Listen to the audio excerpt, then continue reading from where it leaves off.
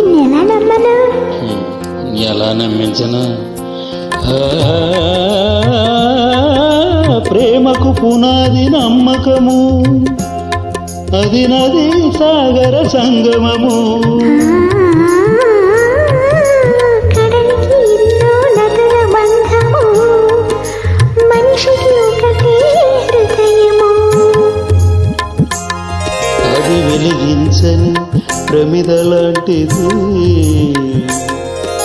వలచినప్పుడే వెలిగేది. వలచవా మరి, వలచవా